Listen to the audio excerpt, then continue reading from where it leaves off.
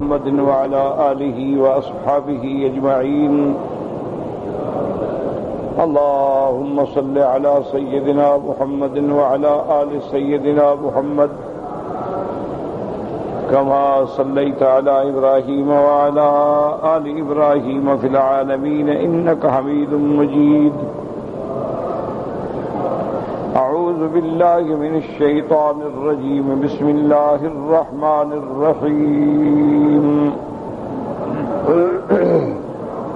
وإذا مس الناس ضر دعوا ربهم منيبين إليه ثم إذا أذاقهم منه رحمة إذا فريق منهم بربهم يشركون ليكفروا بما آتيناهم فتمتعوا فسوف تعلمون.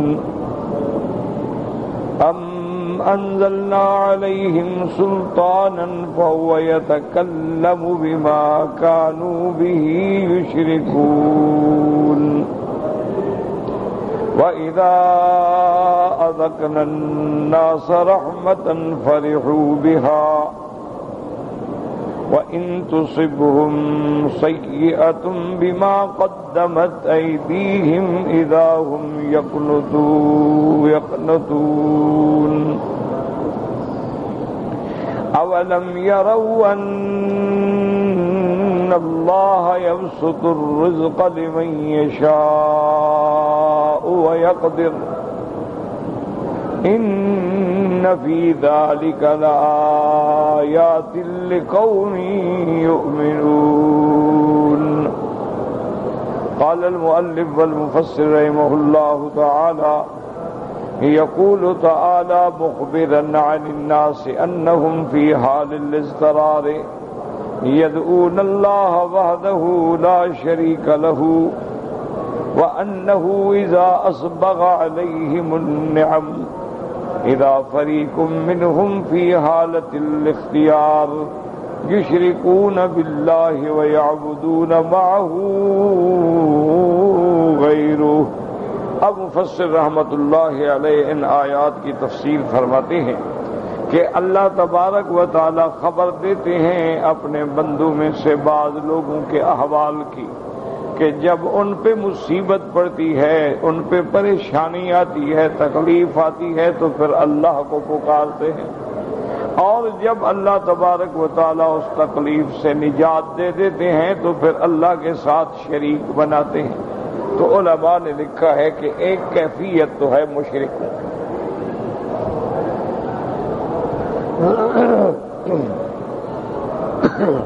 جیسے اللہ تبارک و تعالیٰ نے ان کی حالت ایک دوسری جگہ بھی بیان فرمائی.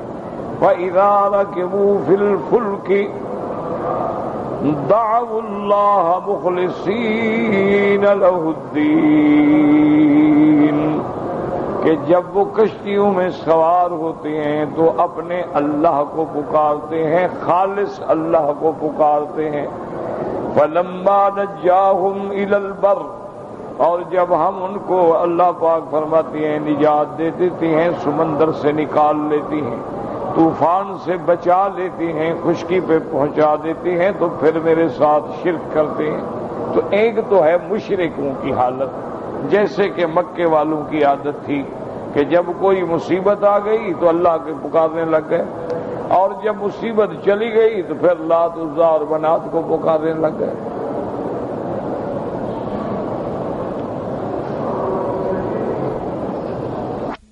ان کے کافر یا مشرک ہونے میں تو کوئی شبہ نہیں، لیکن بے عین ہی آج کل یہی حالات جو ہیں بعض مسلمانوں کی بھی کہ نعوذ باللہ ثم نعوذ باللہ بعض حضرت علی کو پکارتے ہیں اور انہیں مشکل کشا اور حاجت روا سمجھتے ہیں.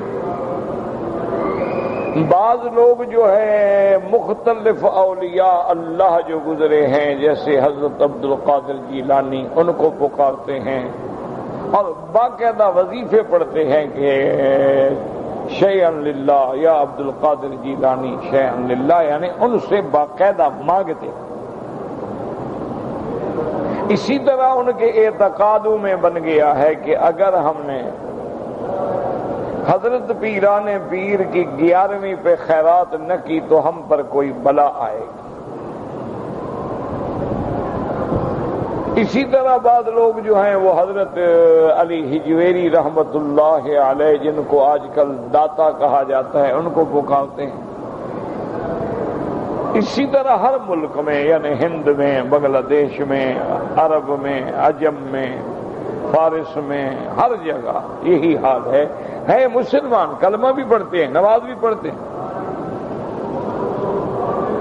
اور باقاعدہ نمازوں میں اقرار کرتے ہیں کہ ایاک نعبد و ایاک نستعین۔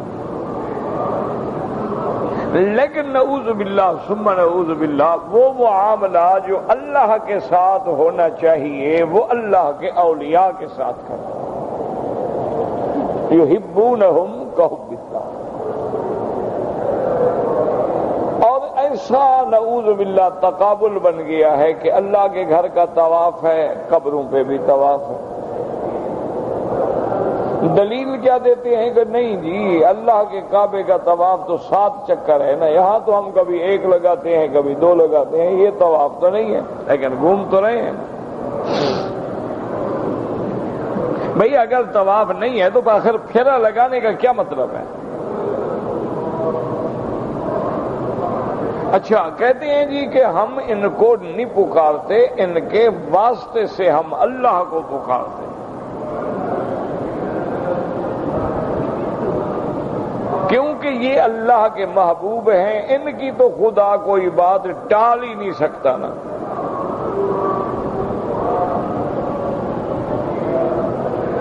اللہ کے بندے اس بات پہ غور نہیں کرتے کہ ساری دنیا کے اولیاء اکٹھے کرو، ایک نبی کا مقابلہ تو نہیں کر سکتے۔ تو اگر اللہ تبارک و تعالی اپنے محبوب انبیاء کی بات بھی نہ سنے، حضرت نوح نے نہیں پکارا بیٹے کے بارے میں، اللہ نے نہیں سنا، تو جب اللہ اپنے انبیاء کی بات کو بھی چاہتے ہیں تو قبول فرماتے ہیں، نہ چاہیں نہ قبول فرماتے۔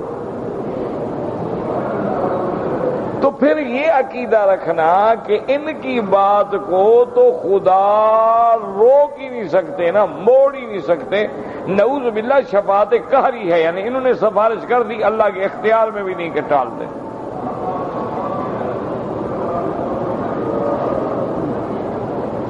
اسی طرح اب آپ دیکھیں کہ نظر ہوتی ہے اللہ کے نام پہ کہ اللہ میری مشکل حل کر دے، میں خالص تیرے نام پہ خیرات کروں گا، میں تیری رضا کے لیے عمرہ کروں گا، میں تیری رضا کے لیے قرآن شریف کا ختم پڑھوں گا، یہ منت اللہ کے لیے۔ اسی طرح وہ باقاعدہ اپنے بزرگوں کے نام پہ منت مانتے ہیں، غوث اعظم کے نام پہ منت مانتے ہیں، پیران پیر کے نام سے منت مانتے ہیں، اور یہی باقاعدہ لفظ ہوتے ہیں کہ اگر میرے بچے کو شفا ہو گئی تو میرے مرشد میں تیری مزار پہ آ کے خیرات کروں گا۔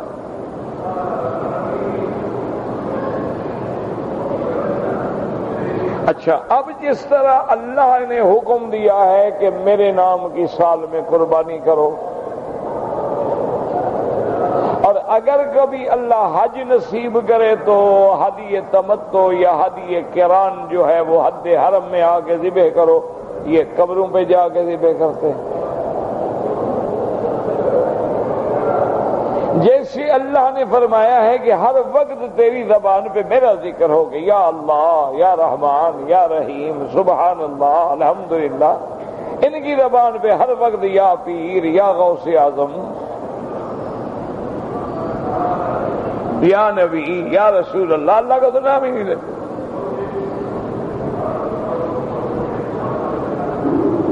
تو اس لیے علماء فرماتے ہیں کہ لاکھ اسلام کا دعویٰ کریں، جب اسلام کے منافی کام کریں گے تو عقیدہ اسلام ختم ہو جائے گا۔ جیسے آدمی کا وضو ہے، لیکن اگر نجاست ظاہرہ ہے یا باطنہ ہے یا ری ہے، خراج ری، وضو ٹوٹ گیا۔ آدمی نماز پڑھ رہا ہے، وضو ٹوٹ گیا، نماز ٹوٹ گئی۔ آدمی نے روزہ رکھا ہے، کھا لیا، روزہ ٹوٹ گیا۔ آدمی حج کر رہا ہے، احرام باندھا ہے، نیت کر لی ہے، عرفات سے پہلے بیوی سے جماع کر لیا، حج ٹوٹ گیا۔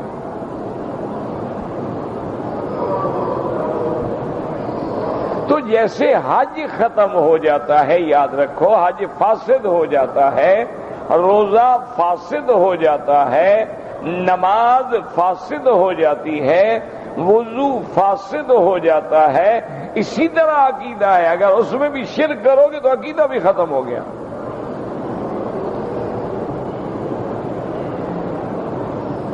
یہ نہیں ہوتا ہے کہ عقیدہ اپنی جگہ کھڑا رہے، قبروں پہ سجدہ کرو، اللہ کو بھی سجدہ کر لو، عقیدہ کھڑا ہوا ہے۔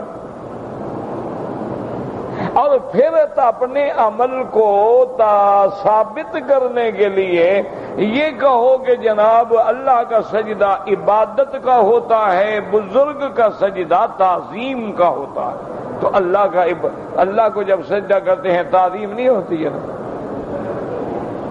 اللہ کے بندو، دل میں عظمت ہوگی تو کوئی سجدہ کرے گا نا، دل میں تعظیم نہ ہو تو کون سجدہ کرے گا؟ آپ قبلے کی طرف رخ کر کے نماز پڑھتے ہیں، بڑی خوبصورت بلڈنگیں مکے میں بنی ہوئی، ادھر تو رخ نہیں کرتے آپ۔ وجہ کیا ہے کہ کعبے کی دل میں عظمت ہے، وَمَن يُعَظِّمْ شَعَائِرَ اللَّهِ۔ آپ عرفات کے میدان میں لازم حج کے لیے جاتے ہیں، کسی اور بڑے میدان میں نہیں چلے جاتے، ورنہ میدان تو اور بڑے بڑے پڑے ہیں، صاف ستھرے بھی زیادہ ہیں۔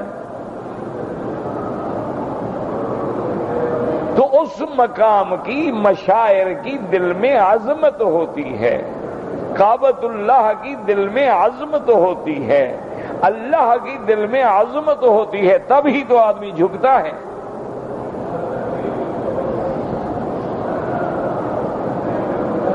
آپ دیکھیں کہ دیہاتوں میں لوگ باپ کے آگے جھک جاتے ہیں، پیر کے آگے جھک جاتے ہیں، کیوں؟ کہ ان کی دل میں عظمت ہوتی ہے۔ تو یہ بہانے کرنا کہ یہ عبادت ہے اور یہ تعظیم ہے، یہ بہانے ہیں، یہ حقیقت سے اس کا کوئی تعلق نہیں۔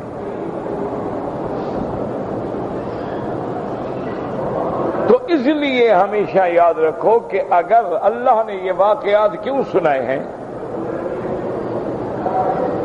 اللہ تبارک و تعالیٰ کو کیا ضرورت ہے؟ وہ کہتے ہیں میرے بندے غور کرو کہ مشرکین کو جب دکھ آتا ہے تو مجھے پکارتے ہیں، جب سکھ آتا ہے شرک کرتے ہیں۔ تم بھی اپنے اعمال پہ غور کرو، کہیں تمہارا حال تو یہ نہیں ہے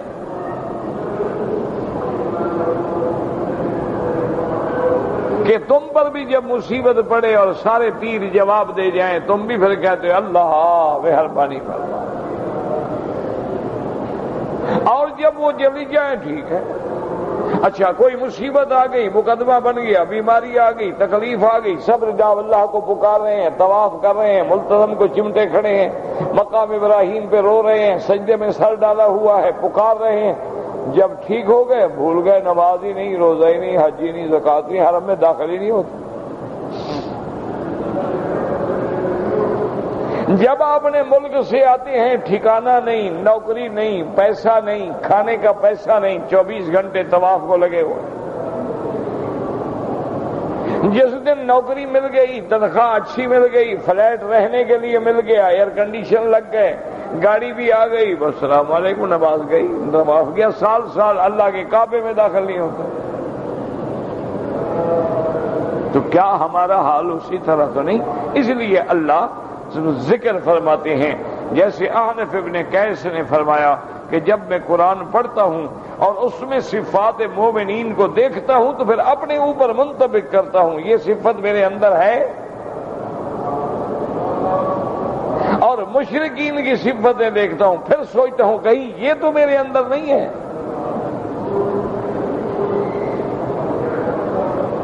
اس لیے صحابہ کرام جب قرآن پڑھتے تھے تو قرآن کو اپنے اوپر منطبق کرتے تھے کہ قرآن جو کہہ رہا ہے کہ مومنوں کی یہ صفت ہے، مشرکوں کی یہ صفات ہیں، منافقوں کی یہ صفات ہیں، کہیں ہمارے اندر کیا حال ہے۔ اس لیے جب قرآن پڑھے تو غور کیا کرو کہ جو قرآن کہہ رہا ہے کہیں ہمارا حال یہی تو نہیں ہو گیا۔ اس لیے فرماتے ہیں وَإِذَا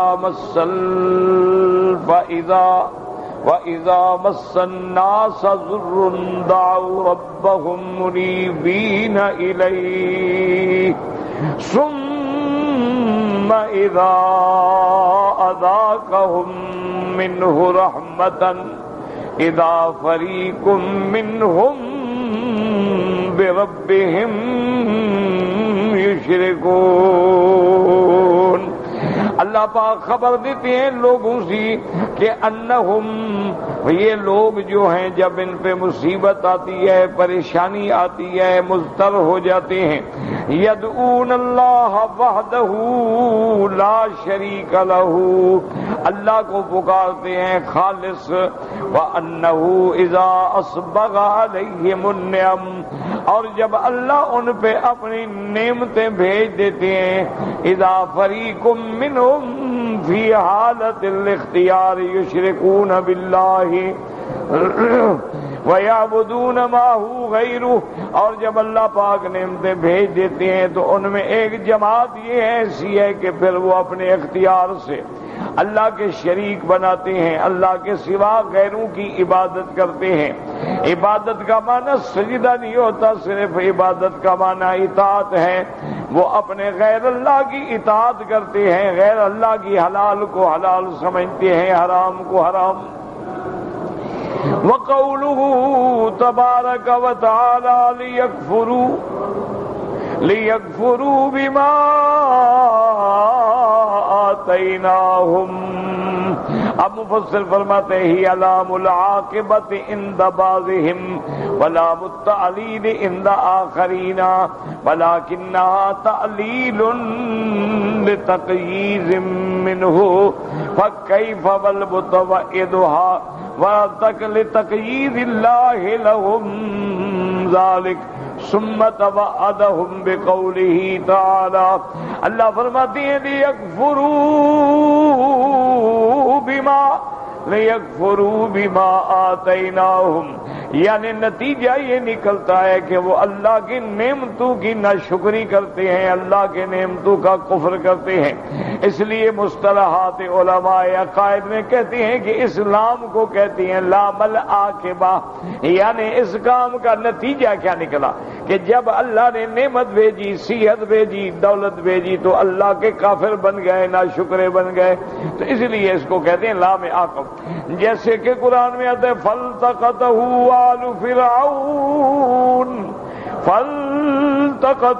آلُ فِرْعَوْنَ لِيَكُونَ لَهُمْ عَدُوًّا وَحَزَنًا، اللہ نے فرمایا کہ موسیٰ علیہ السلام کو جب آل فرعون نے ڈھونڈا بچے کو اٹھا کے جب انہوں نے حفاظت کے لیے رکھا، نتیجہ کیا نکلا لِيَكُونَ لَهُمْ، مطلب انہوں نے اس لیے تو نہیں اٹھایا تھا، انہوں نے تو اٹھایا تھا کہ ہم بیٹا بنائیں گے، لیکن نتیجہ یہ نکلا کہ موسیٰ علیہ السلام فرعون کا دشمن نکلا، فرعون کی ہلاکت کا ذریعہ بن گیا، تو کہتی ہیں لام العاقبہ، اور بعض علماء کہتی ہیں لام تعلیل ہے لیکفروا بما آتیناہم، اللہ نے فرمایا کیا میری نعمتیں دینے کا علت نتیجہ یہ ہے کہ کفر کرو، نعوذ باللہ، حالانکہ چاہیے تو یہ تھا کہ ہم اللہ کی نعمت کا شکر کرتے، اللہ اولاد دے شکر کرتے، اللہ دولت دے شکر کرتے، اللہ رزق دے شکر کرتے، اللہ صحت دے شکر کرتے،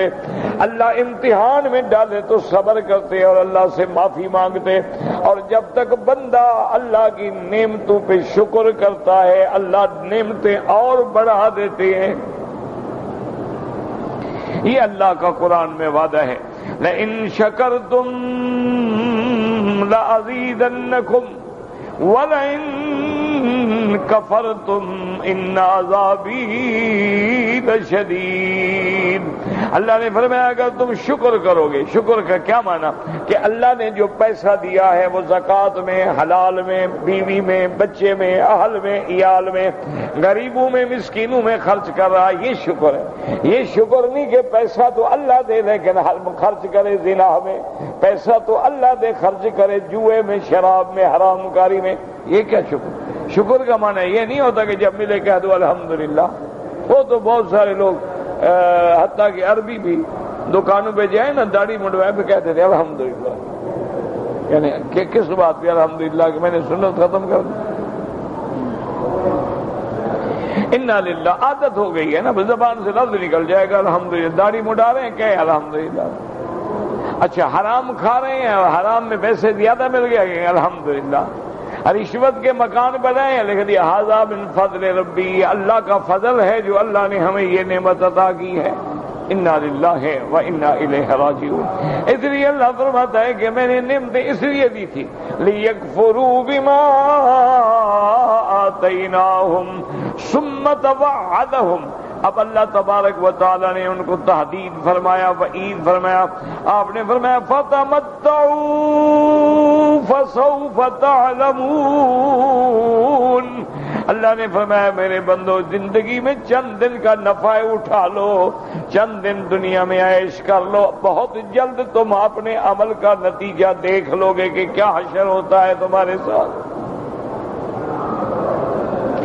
قال بعضهم والله لو توعدني حارس درب لخفت منه وكيف والمتوعد ها هنا هو الذي يقول للشيء كن فيكون۔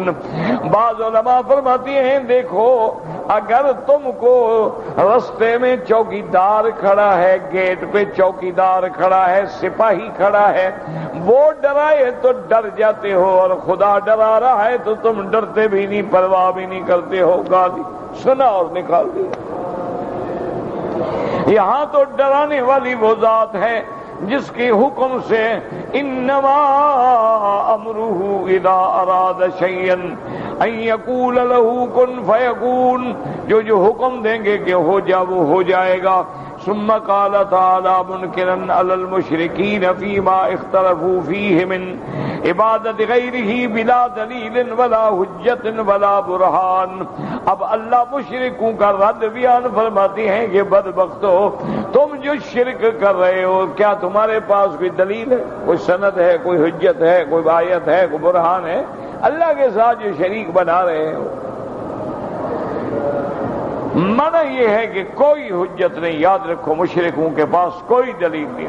وَمَن يَدْعُ مَعَ اللَّهِ إِلَٰهًا آخَرَ لَا بُرْهَانَ لَهُ بِهِ فَإِنَّمَا حِسَابُهُ عِندَ رَبِّهِ إِنَّهُ لَا يُفْلِحُ الْكَافِرُونَ۔ اللہ نے فرمایا جو اللہ کے سوا کسی غیر کو پکارتے کوئی دلیل نہیں ان کے پاس۔ کیا دلیل کیسے ہو سکتی ہے؟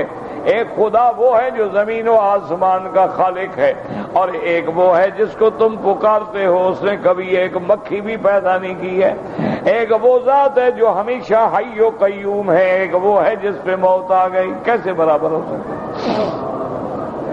اس لیے قرآن کہتا ہے غور کیا کرو کہ حل یستوی الاعمی والبصیر، کبھی اندھا اور آنکھوں والا بھی برابر ہو سکتا ہے، ولا الظلمات ولا النور، کبھی اندھیرا اور روشنی بھی برابر ہو سکتی، ولا الظل ولا الحرور، اور کبھی سایہ اور دھوپ بھی برابر ہو سکتی ہے۔ کیا غور کر رہے ہو کہ ایک خدا وہ ہے جس نے کائنات کو پیدا کیا ہے، ایک خدا۔ اس لیے قرآن باقاعدہ فرماتے ہیں قل انکم لتکفرون قل انکم لتکفرون بالذی خلق الارض فی یومین وتجعلون له اندادا ذالک رب العالمین۔ اللہ فرماتے ہیں کیا تم اس ذات سے کفر کرتے ہو جس نے 2 دنوں میں زمین کو پیدا فرما دیا ہے، اور تم اس کے لیے شریک بناتے ہو جو کچھ بھی نہیں ہے، نہ پیدا کرنے کے قابل، بلکہ خود ان کو اللہ تبارک و تعالی نے پیدا کیا ہے۔ وہ تو خود اللہ کی مخلوق ہیں، اللہ کے مملوک ہیں، اللہ کے عبید ہیں، پھر کیسے اللہ کے شریک بن گئے؟ ایسی اللہ فرماتی ہے انزلنا علیہم سلطانا فهو يتکلم بما كانوا به یشرکون۔ یہ مشرکین، یہ کافر، یہ غیر اللہ کے پجاری، یہ قبروں کے سجدے کرنے والے، یہ غیر اللہ کی منتیں ماننے والے، کیا ان پر بھی کوئی ہم نے سند اتاری ہے، کوئی کتاب اتاری ہے جو اس کو حکم دیتی ہے کہ جا کے قبروں سے مانگو؟ کیوں ایسا کر رہے ہیں؟ کوئی وجہ بھی تو ہو نا، کوئی دلیل تو ہو نا۔ ام انزلنا علیہم سلطانا، کیا ہم نے ان پہ کوئی سند اتاری؟ فہو یتکلم، وہ سند ان کو کہہ رہی ہے، وہ کتاب ان کو کہہ رہی ہے، وہ اللہ کی اتاری ہوئی بات ان کو کہہ رہی ہے کہ اللہ کے ساتھ شریک بناؤ۔ اے حجتن فہو یتکلم ینطق بما كانوا به یشرکون۔ وهذا استفهام انکار، ای لم یکن لهم شیء من ذلک ام انزلنا علیہم، یہ حمزہ جو ہے استفہام انکاری کے لیے ہے، یعنی اللہ نے تو کچھ نہیں اتارا، اللہ نے تو قرآن اتارا، تورات اتاری، کتابیں اتاری، اور سب میں ایک ہی دعوت تھی کہ اللہ کی ذات کو پکارو۔ اس لیے قیامت والے دن جب اللہ تبارک و تعالی عیسیٰ ابن مریم کو فرمائیں گے اذ قال اللہ یا عیسی ابن مریم اانت قلت للناس اتخذونی وامی الہین من دون اللہ، اللہ فرمائیں گے عیسیٰ ابن مریم کیا تم نے لوگوں سے کہا تھا کہ مجھے اور میری اماں کو بھی خدا سمجھو، معبود برحق سمجھو، مشکل کشا سمجھو؟ کیا تم نے لوگوں کو یہ کہا؟ حضرت عیسیٰ علیہ السلام عرض کریں گے یا اللہ میں کیسے یہ بات کہہ سکتا ہوں؟ ما قلت لهم الا ما امرتنی به ان اعبدوا اللہ ربی وربکم، میں نے تو ان کو نہیں کہا مگر یہی جو آپ نے مجھے حکم دیا تھا کہ اللہ کی عبادت کرو، اللہ کے سامنے جھکو، اللہ کو نفع نقصان کا مالک جانو، اللہ کی ذات کے ساتھ کسی کو شریک نہ کرو۔ مولا میں نے تو یہ کہا ہے، اور ہر پیغمبر نے یہی کہا ہے، ہر نبی نے یہی کہا ہے، ہر پیغمبر کی یہی دعوت ہے کہ تم سب کو چھوڑ کے صرف اللہ تبارک و تعالیٰ کو پکارو۔ اب اس کے بعد فرماتی ہیں وَإِذَا أَذَقْنَا النَّاسَ رَحْمَةً وَإِذَا أَذَقْنَا النَّاسَ رَحْمَةً فَرِحُوا بِهَا وَإِن تُصِبْهُمْ سَيِّئَةٌ بِمَا قَدَّمَتْ أَيْدِيهِمْ إِذَا هُمْ يَقْنُطُونَ۔ وَإِذَا یعنی هذا انکار علی الانسان من حیث هو الا من اسمه اللہ وفقه فإن الانسان اذا اصابته نعمة بطرا۔ اللہ پاک نے بیان فرمایا کہ یہی حال ہے بندوں کا، مگر وہ بندے جن کی اللہ نے خود حفاظت فرما کے صحیح عقیدہ نصیب فرمایا ہے۔ ان الانسان، یہ عام حالت یہی ہے، اذا اصابته نعمة، جب اللہ کی نعمت ملے، دولت ملے، صحت ملے، طاقت ملے، اقتدار ملے، حکومت ملے، بطرا اکڑ جاتا ہے۔ وقال ذهب السیئات انی انه لفرح فخور، اب وہ خوش ہو رہا ہے کہ سب برائیاں ختم، خوشیاں منا رہا ہے، فخر کر رہا ہے، یفرح فی نفسہ ویفخر علی غیرہ، اپنے دل میں بھی خوش ہوتا ہے، دوسروں پر بھی اپنی بڑائی جتلاتا ہے۔ وَإِذَا أَصَابَتْهُ شِدَّةٌ قَنَطَ وَأَيْئَسَ أَن يَحْصُلَ لَهُ بَعْدَ ذَلِكَ خَيْرٌ بِالْكُلِّيَّةِ، اور اللہ فرماتے ہیں جب اس پہ شدت آتی ہے، سختی آتی ہے، فقر آتا ہے، بیماری آتی ہے، پریشانی آتی ہے، تو اب نا امید ہے، اب بیٹھا ہوا کہ اب کیا کروں، اور ایسے ہو جاتا ہے کہ بھئی بس اب تو خوشیاں روٹھ گئی، اب تو پھر کبھی خوشی ملے گی۔ اور جی اب تو بس بچ نہیں سکتا، اب تو صحت نہیں ملے گی، ویسا مایوس ہو جاتا ہے، اور جب نعمت آئے تو پھر اکڑ جاتا ہے۔ فرماتے ہیں الا الذین صبروا وعملوا الصالحات، ہاں مگر ایمان والے لوگ جو ہیں جنہوں نے صبر کیا اور اچھے عمل کیے، اے صبروا فی الضراء وعملوا الصالحات فی الرخاء، اگر مصیبت آئی صبر کیا، اگر تنگ اللہ نے فراخی دی تو اللہ کی طرف سے اطاعت کی، فرما برداری کی، اعمال صالحہ کی، کما ثبت صحیح، جیسے صحیح حدیث مبارک میں عجبا للمؤمن لا يقضي الله له قضاء الا كان خيرا له وان اصابته سراء شكر وكان خيرا له وان اصابته ضراء صبر وكان خيرا له۔ حدیث صحیح میں آتا ہے حضور صلی اللہ علیہ وسلم نے فرمایا عجبا للمؤمن، تعجب ہے مومن کی حالت پہ کہ مومن کی کیا شان ہے کہ اللہ جو اس کے لیے فیصلہ کرتے ہیں وہ مومن کے لیے ہر حال میں خیر ہوتا ہے۔ اگر مومن کے لیے اللہ تبارک و تعالی فرماتے ہیں، اللہ اس کو دولت دیتے ہیں، صحت دیتے ہیں، اولاد دیتے ہیں، شکر کرتا ہے تو خیر ہے، اور جب اللہ اس کو مصیبت ڈالتے ہیں صبر کرتا ہے تو صبر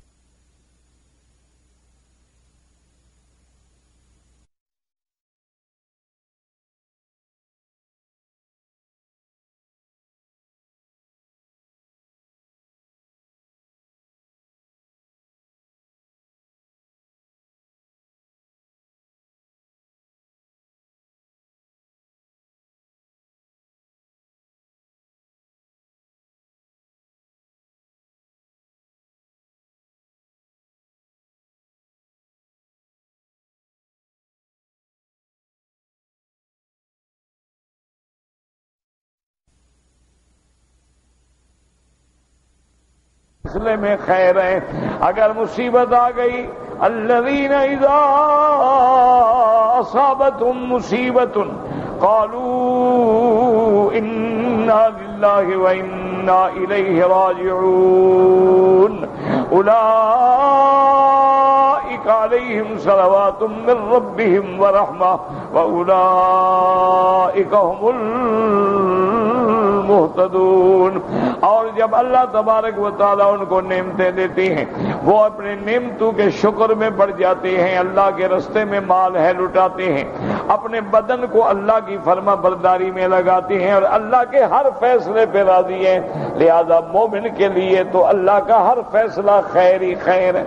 اب آخر میں اللہ فرماتی ہیں اولم یروا، یہ رویت علمی ہے، اولم یروا ان اللہ یبسط الرزق لمن یشاء ویقدر، کیا نہیں دیکھتے، کیا نہیں جانتے کہ اللہ جس پہ چاہے رزق بڑھا دے، رزق بڑھانے پہ آئے قارون کا بڑھا دے، فرعون کا بڑھا دے، شداد کا بڑھا دے، حامان کا بڑھا دے، اور تنگ کرنے کے لیے آئے تو پیغمبروں کے گھر میں کھانے نہ پکے۔ یہ تو اس کا نظام۔ یہ نہ سوچا کرو کہ اس کے پاس دولت ہے تو کوئی اچھا آدمی ہے، تو دولت کچھ نہیں ہے، یہ تو کافروں کے پاس سب سے زیادہ ہوتا ہے۔ جتنا بندہ اللہ سے دور ہوتا ہے دولت زیادہ ہوتی ہے، جتنا بندہ اللہ کے قریب ہوتا ہے امتحان زیادہ ہوتے ہیں، امتحان زیادہ ہوتے ہیں، ابتلا زیادہ ہوتے ہیں۔ اس لیے اللہ فرماتے ہیں وَلَمْ يَرَوْا ان اللہ یبسط الرزق لمن یشاء ویقدر ای هو المتصرف والفاعل لذلك بحکمته وعدلہ۔ اللہ تبارک و تعالی متصرف ہے، اللہ تبارک و تعالی اپنی حکمت و انصاف سے چاہتے ہیں تو بڑھا دیتے ہیں، چاہتے ہیں تو گھٹا دیتے ہیں۔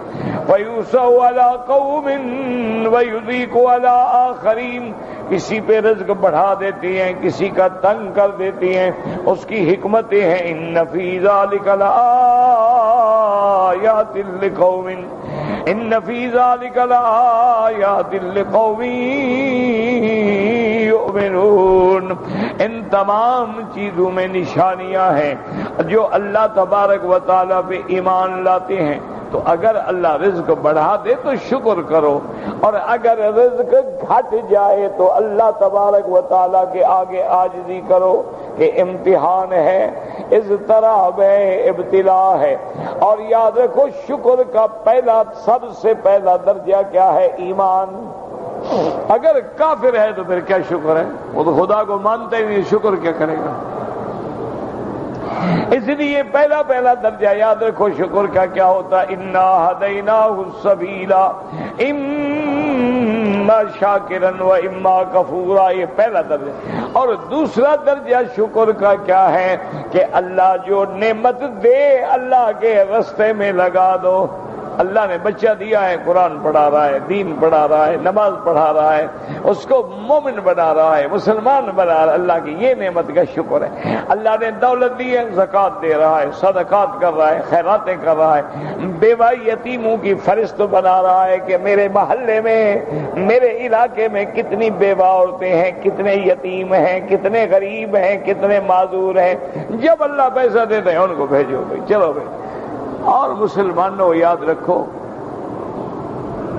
یہ بات مولویوں کی بات نہیں ہے، یہ اعداد و شمار کے ماہرین کی بات ہے کہ اگر آج مسلمان صحیح معنوں میں اللہ کے حکم پہ عمل کرتے ہوئے اپنے مال کی زکوٰۃ ادا کرے،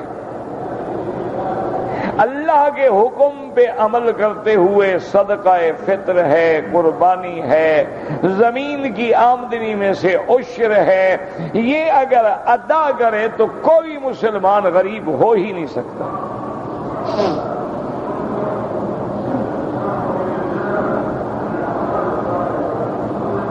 اللہ کا ایک ایسا نظام ہے، لیکن مصیبت یہ ہے کہ کوئی عمل نہیں کرتا۔ اب دیکھو نا، مثلاً ایک قصبہ ہے، آبادی ہے 20,000، زکوٰۃ دیتے ہیں 200 بندے، تو اس کا کیا ہو؟ مسلمانوں کی آبادی ہے آپ کے ملک کی تقریباً سرکاری عدد 18 کروڑ ہے، ویسے تقریباً 20 کروڑ ہے۔ اب 20 کروڑ میں اگر 1 کروڑ آدمی زکوٰۃ دیتا ہو تو پھر تو مسئلہ حل نہیں ہوتا۔ اگر ہر صاحب زکوٰۃ دے، ہر صاحب زمین عشر دے، ہر صاحب نصاب قربانی کرے، ہر صاحب نصاب جو ہے وہ تمام صدقات واجبہ اور نافلہ پہ عمل کرے، کوئی مسلمان بھوکا رہ نہیں سکتا، غریب ہو نہیں سکتا۔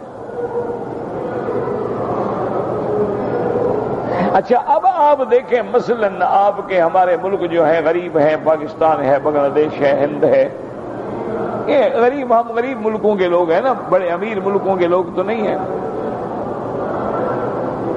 وہاں پر ایک غریب آدمی جو ہے، یعنی اگر اس کو 50 روپے روز کی مزدوری ملے تو مہینے میں 1500 روپے ملتے ہیں۔ 1500 روپے میں بیچارہ خود بھی کھاتا ہے، بیوی کو بھی، بچوں کو بھی کھانا کھلاتا ہے، اور جھوپڑی وپڑی بنا کے زندگی بھی گزارتا ہے۔ اچھا آپ کو اللہ نے مثلاً یہاں 1000 ریال تنخواہ دی ہے، آپ اگر اس میں صرف 500 ریال بچا کر 400 اپنے گھر والوں کو بھیجیں تو 6,000 ہو گیا۔ 100 ریال کا 1600 ہو گیا، کسی غریب کو بھیج دیں تو اس کا گھر بھی تو چل گیا نا۔ اچھا جس کو اللہ نے 200 ریال کی توفیق دی ہے وہ 200 ریال خرچ کریں، کوئی ضروری تو نہیں ہے کہ آپ 1000 ہو تو خرچ کریں۔ جس کو اللہ نے 50 ریال کی توفیق دی ہے ہر مہینے 50 ریال خرچ کریں۔ جس کو اللہ نے 5000 کی توفیق دی ہے 5000 خرچ کرے۔ اپنے علاقے میں لکھ کے بھیج دو کہ ہمارے محلے میں کتنی بیوہ عورتیں ہیں، غریب ہیں، جن کا ذریعہ معاش کوئی نہیں، کتنی یتیم بچے ہیں، کتنی ایسے بیمار ہیں جو تڑپ رہے ہیں، دوائی کا پیسہ نہیں۔ آپ کبھی جا کے منظر دیکھیں نا جی، ہسپتالوں کے باہر فٹ پاتھ پہ لوگ پڑے ہیں تڑپ،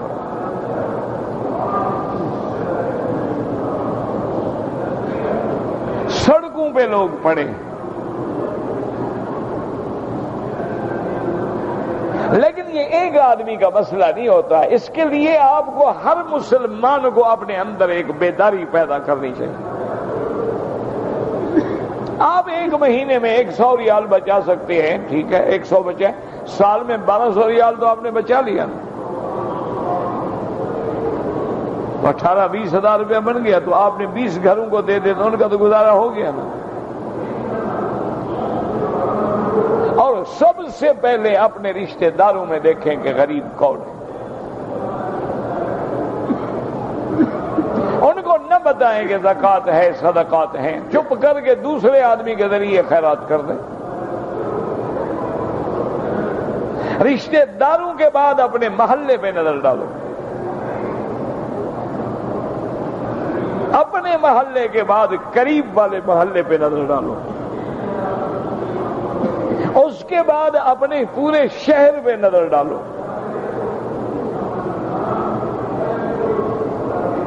اچھا اسی طرح آپ دیکھیں کہ بڑے بڑے مدرسے بنانے جو ہیں وہ تو بڑا مشکل ہے، ان کے لیے تو کروڑوں کا بجٹ چاہیے، اور آج کل تو مدارس امتحان میں ہیں، اللہ ان کی مشکلیں حل کرے۔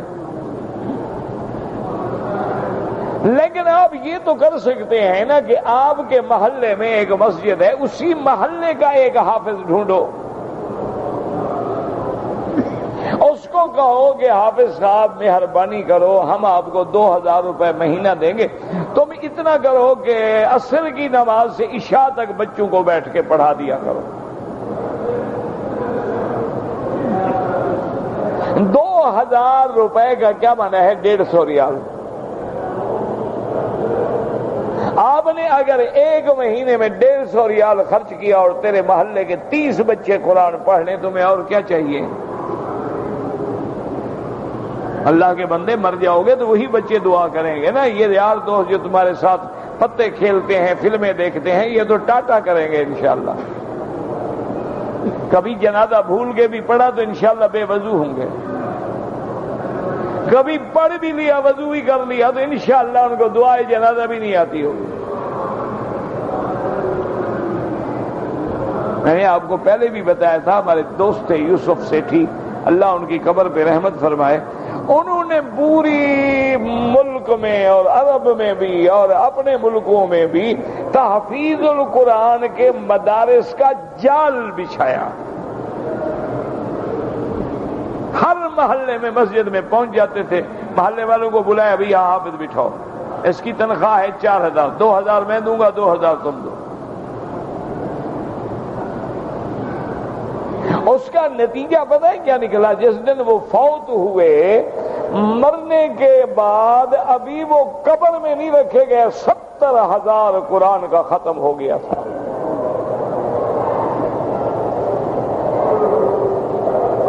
میرے اپنے علاقے کا آدمی، ابھی میرے خیال میں چند دن ہوئے گئے ہیں، میرے اپنے علاقے، میرے دوست ہیں، تعلق والے ہیں، انہوں نے قرآن پاک کے مدارس کا ماشاءاللہ ہمت کی، 500 مدرسہ پاکستان میں چلا رہے ہیں، 500 بنگلہ دیش میں چلا رہے ہیں۔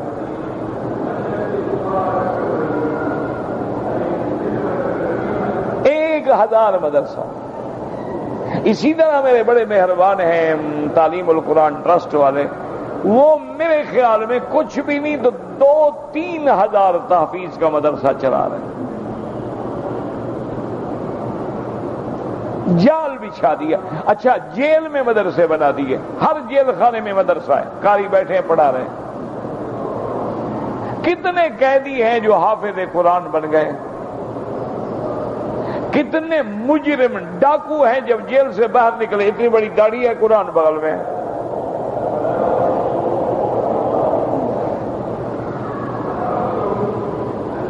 اور تھوڑا بیدار ہو، ہمت کرو، ہمت کی بات ہے۔ یہ نہ سوچا کرو جی میں تو غریب آدمی، میرے 50 ریال سے کیا ہوگا، تیرے 50 ریال سے وہ ہوگا جو بڑے آدمی کے 50 لاکھ سے بھی نہیں ہوگا۔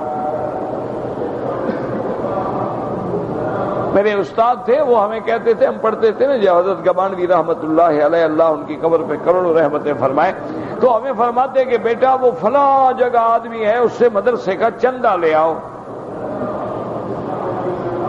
اب جناب ہم سائیکل چلا کے جا رہے ہیں اور تو کچھ سواری ہوتی نہیں تھی، 4 میل سائیکل 4 میل چلاؤ 4 میل آؤ، وہ چندہ کتنا دیتا؟ 8 آنے۔ ہم آگے استاد سے لڑتے، حضرت یہ اسی 8 آنے کے لیے بھیجا تھا، میری ٹانگیں ٹوٹ گئی ہیں سائیکل چلاتے۔ اس نے 8 آنے دیے۔ فرماتے بیٹا اسی 8 آنے سے مدرسہ چل رہا ہے، وہ اللہ والا ہے، اس کے پیسے میں حرام نہیں ہے۔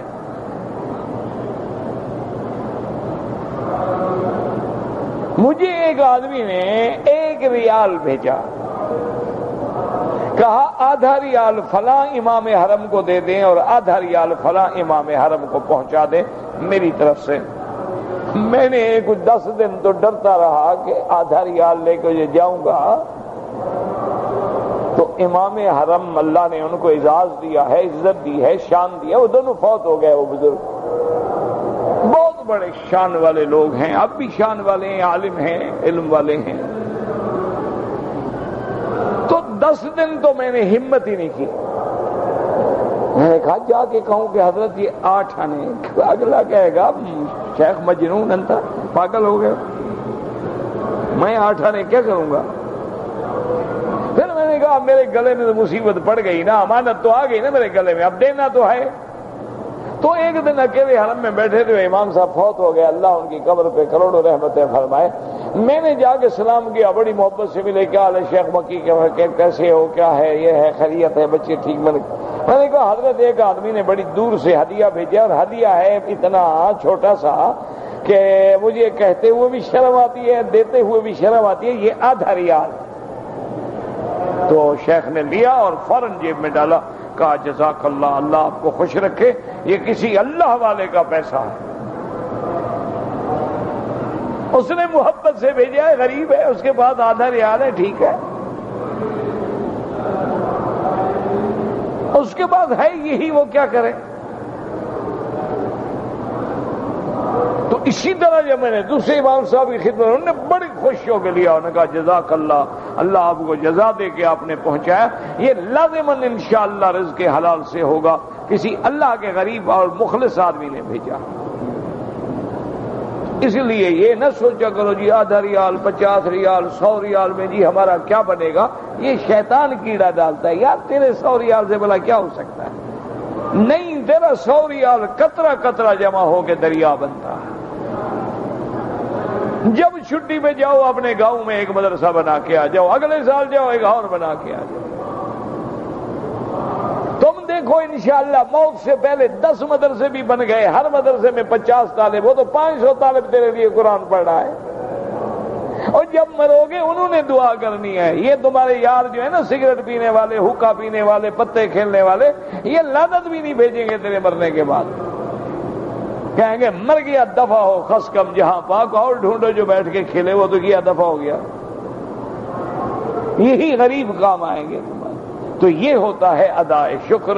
اللہ تبارک و تعالی آپ کو بھی اور مجھے بھی صحیح معنی میں شکر کی توفیق عطا فرمائے۔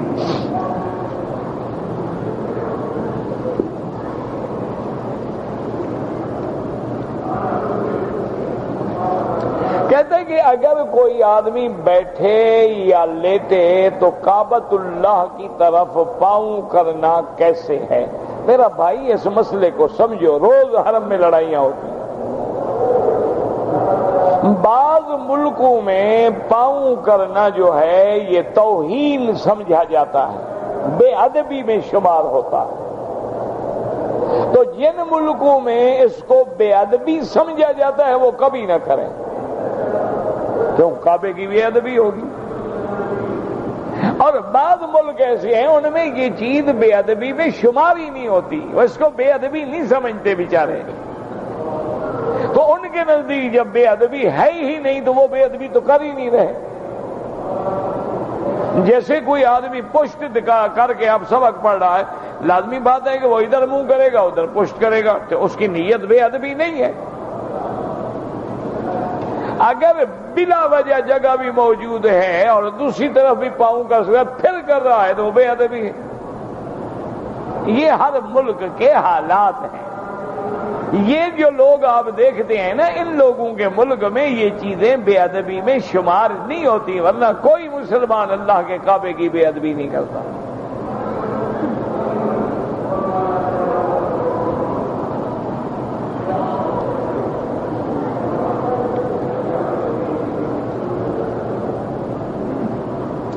کہتے ہیں جی کہ دروازے حرم کے باہر جو چپل پڑے ہوتے ہیں بہرحال کوشش کریں کہ نہ پہنیں. ہو سکتا ہے وہ بھی بیچارہ وضو کر کے حرم سے طواف کر کے آئے گا, اپنے چپل ڈھونڈے گا, پھر کیا کرے گا؟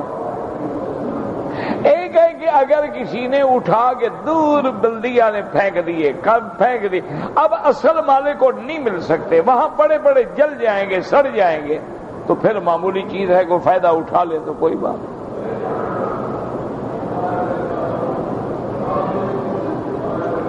مجھے بیوی بھی کہتی ہے, والدہ بھی کہتی ہے کہ ویزا ختم کرو اور آ جاؤ. بہتر طریقہ یہ ہے میرا بھائی, آج کل ویزا ملنا بھی تو بڑا مشکل ہے, تم 6 مہینے کی چھٹی لگا کے ان کو کہو میں نے ختم کر دیا ہے, چلے جاؤ. 6 مہینے میں انشاءاللہ تم نے ان کا ناک میں دم کر دیا, انہوں نے ہاتھ باندھ کے کہا کہ واپس جاؤ, تو آ جانا. اور اگر تم بھی خوش ہو گئے, وہ بھی خوش ہو گئے, چھوڑ دینا, نہ آنا کیا مشکل ہے. لیکن ضائع تو نہ کرو, پہلے 6 مہینے اپنا حال تو دیکھو نا, وہاں جا کے آپ کیا کرتے ہیں, کیا گول کھلاتے ہیں. جب لوگوں کو پتہ لگ جائے نا یہ پکا ویزا ختم کر کے آ گیا, قیمت تو پھر لگتی ہے نا بندے کی. جب تک ان کو پتہ ہو اس کا ویزا ہے نا, پھر روٹی بھی کھلاتے ہیں, ادھار مانگو دے دیتے ہیں. ان کو پتہ لگ جائے ماشاءاللہ یہ پکے خروج پہ آ گیا ہے, تو وہ دور سے سلام ہی نہیں کرتے, کہیں ایسا نہ ہو مانگنے آ جائے کچھ.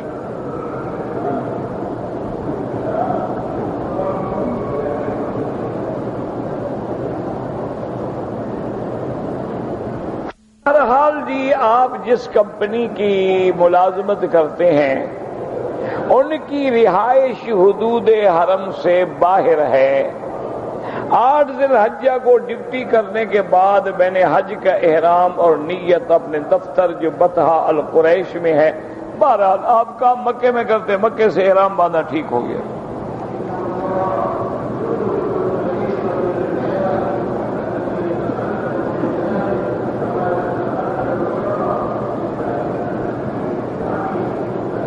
اگر کسی آدمی کا کاروبار حرام کا ہے, جیسے وہ شراب بیچتا رہا, سود کھاتا رہا, اب دل میں اللہ کا خوف پیدا ہو گیا ہے, توبہ کرے اور اس حرام کا پیسہ حرام ہے اس کو استعمال نہ کرے. حرام حرام,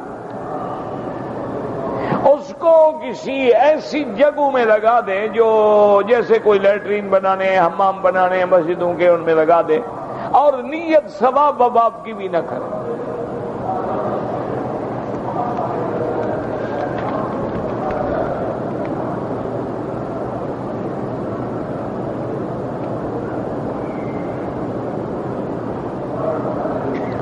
کہتے جی کہ ہم ایک پہاڑ پہ ہیں, پہاڑ کے اوپر وہاں کعبۃ اللہ کے امام کی نماز کی آواز آتی ہے, تو وہیں کھڑے کھڑے ہم امام کے پیچھے نماز پڑھ سکتے ہیں. صفیں نظر نہیں آتی تو نماز نہیں ہوتی. آواز تو آپ ریڈیو کھول دیں, تمہارے ملک میں بھی آتی ہے, بلکہ رمضان المبارک میں آپ کے ملک میں کتنے لوگ ہیں جو ٹی وی کھول کے تراویح دیکھتے رہتے ہیں, حرم کی سنتے بھی رہتے ہیں قرآن. آواز سے نہیں, لازم ہے کہ آپ کو صفیں نظر آئیں, امام کی حرکات و سکنات نظر آئیں, آپ کو اگلی صف نظر آئے, اس کو اور اگلی صف نظر آئے, پھر جائیں میلوں پہ چلے جائیں, نماز ٹھیک ہے.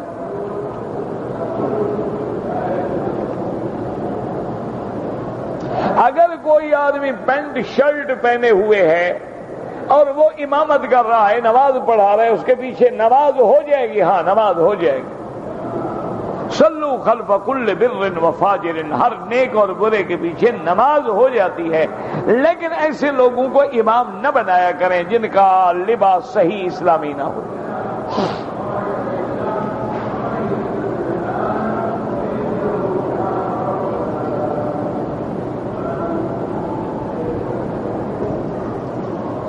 اگر ہوٹل میں آپ کام کرتے ہیں, بعض لوگ تسبیح بھول جاتے ہیں, کپڑے بھول جاتے ہیں, بھول گئے تو مالک کو واپس بھیجو, ایڈریس ہوٹل میں موجود ہے.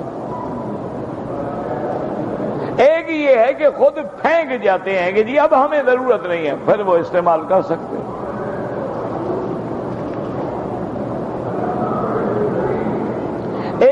آدمی شادی شدہ ہے اپنی بیوی سے کتنے عرصے تک دور رہ سکتا ہے؟ یہ ہر آدمی کے اپنے اپنے حال پہ ہے. ایک بندہ 2 دن بھی دور نہیں رہ سکتا، ایک آدمی 2 سال کچھ بھی نہیں ہوتا. یہ تو حالات ہیں تمہارے. شرعاً کوشش کرے کہ 6 مہینے سے زیادہ دور نہ رہیں. اگر ہم بینک میں نفع نقصان کے کھاتے میں پیسے رکھیں، اب آپ ایسا کریں کہ بہت سارے بینک ہیں، جیسے دبئی اسلامی بینک ہے، اسی طرح اور بھی ماشاءاللہ سنا ہے میں نے، میزان ہے، الفلاح ہے، اسی طرح اسلامی صرف اسلامی بینک ہے، اور استثمار الاسلامی خلیجی ہے. بڑے اسلامی بینک الحمدللہ اب چل پڑے ہیں. تو جو بینک باقاعدہ اسلامی ہیں اور نظام مضاربہ، مشارکہ اور مرابحہ پہ کام کرتے ہیں، اور اس علاقے کے علماء نے ان کے تصدیق کی ہے، وہاں پیسہ رکھے. یہ جو ہمارے ہاں ہے نا عام بینکوں میں نفع نقصان، یہ تو جھوٹ ہے.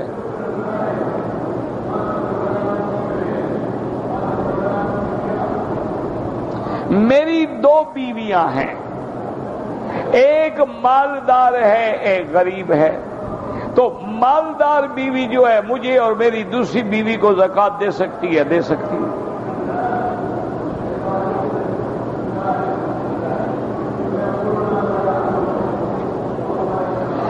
آپ کہتے ہیں عورتوں کو نہ دیکھا کریں، لیکن عورتیں جو بے پردہ چلتی ہیں تو ہمیں اللہ کا یہی حکم ہے نا کہ نظر نیچے رکھو. بے پردہ چلتی ہیں وہ قیامت میں اپنا عذاب بھگتیں گی، ہم دیکھ کے کیوں عذاب بھگتیں؟ دیکھو نا، یاد رکھو، دیکھنے میں عذاب یقینی ہے، نہ دیکھنے میں ثواب یقینی ہے. اب تم کیا کمانا چاہتے ہو؟ اچھا اگر دیکھو بھی تو کون سا تم رستم و زمان ہو کہ ہر عورت تمہیں پسند کر لے گی؟ ایسے منہ کالا کرنے والی بات ہے. فائدہ کیا ہوتا ہے مجھے بتاؤ، کیا فائدہ ہوتا ہے؟ 10 عورتوں کو دیکھے ماشاءاللہ تم کوئی دنیا کا کوئی نرالا ماڈل ہوگے، وہ دیکھ کے حیران ہو جائے گی آپ کے حسن و جمال کو. اچھا نہیں دیکھو گے تو اللہ راضی ہو گیا. اس لیے کل المؤمنین، اللہ نے فرمایا ایمان والوں سے کہہ دو نظریں نیچے رکھیں. کل المؤمنات یغضضن من ابصارہن. باقی جو پردہ نہیں کرتی وہ قرآن کی مخالف ہے، حدیث کی مخالف ہے، قیامت میں خود عذاب بھگتے گی.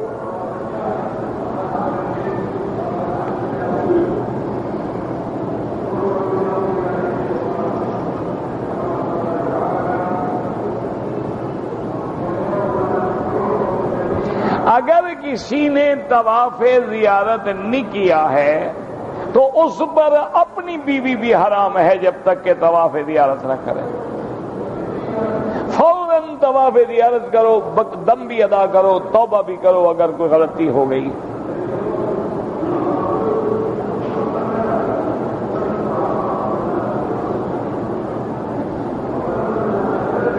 آپ نے حج افراد کیا تھا، لیکن اپنی خوشی سے آپ نے حج میں بکری ذبح کی، بڑا اچھا کیا، بڑا ثواب ہے. حج افراد میں بکری دینا واجب نہیں، اللہ توفیق دے تو بالکل دو.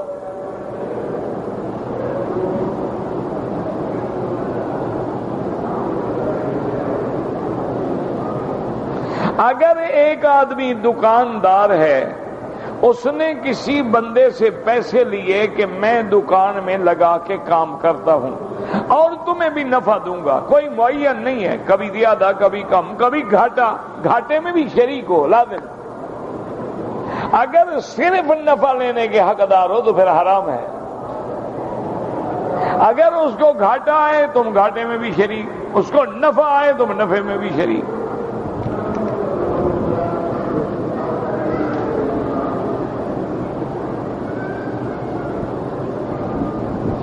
عصر کی اذان کے بعد اگر طواف کریں تو امام ابو حنیفہ رحمۃ اللہ علیہ کے نزدیک اس کی 2 رکعات مغرب کے بعد پڑھیں.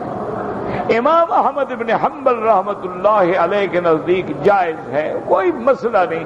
آپ یہ دیکھ لیں کہ آپ نے بیٹھنا ہے مغرب کے بعد پڑھ لو، کوئی اختلاف نہیں۔ آپ کو مجبوری ہے جانا ہے، پڑھ کے چلے جاؤ، کیا کون سا ایسا کوئی کفر اسلام کی جنگ ہے؟